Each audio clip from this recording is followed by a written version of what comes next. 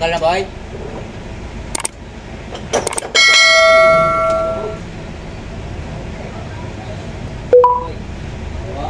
Hindi mag-blow ba yan? Yan. Isa na namang makina ang ating ginagawa.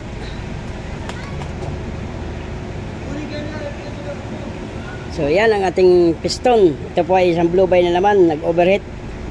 So yan ang ating piston. May kayod, scratches na naman. Yan ang ating piston.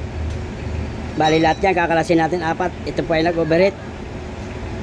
Yan ang ating overheat. Ganon din sa kabila. Yan overheat. Tapos nagpantay pa itong second ring at saka first ring. Ayan, magkatabi na.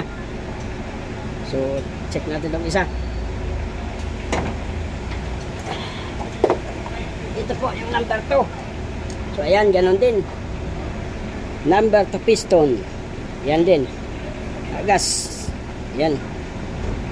Scratches, overheat yan mga idol. Bali dalawa pa yung ating tatanggalin.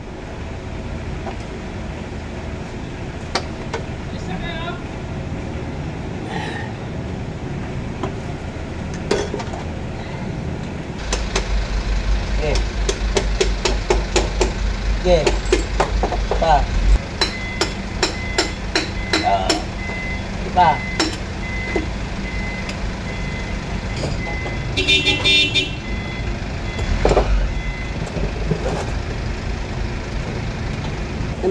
Number 1.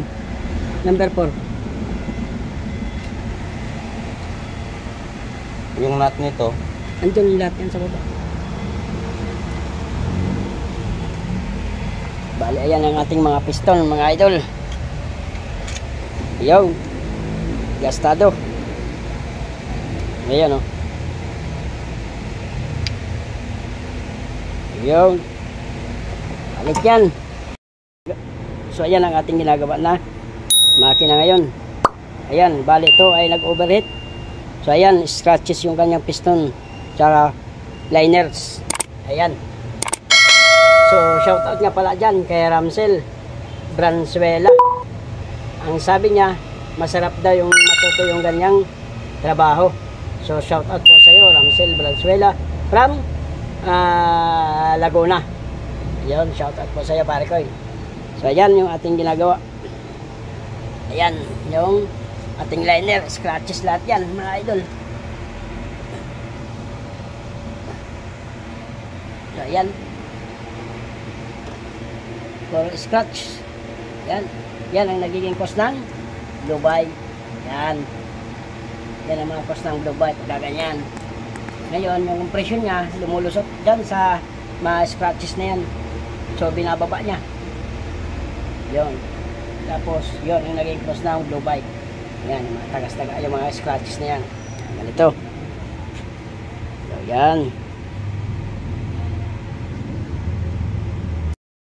So ayan, ang gagawin natin dyan, dahil wala siyang liner, ito ay nakabor pa, wala pa siyang liner. Ayan, sinubukan natin, kaso wala siyang nauka lang siya. Ibig sabihin nakabor pa to.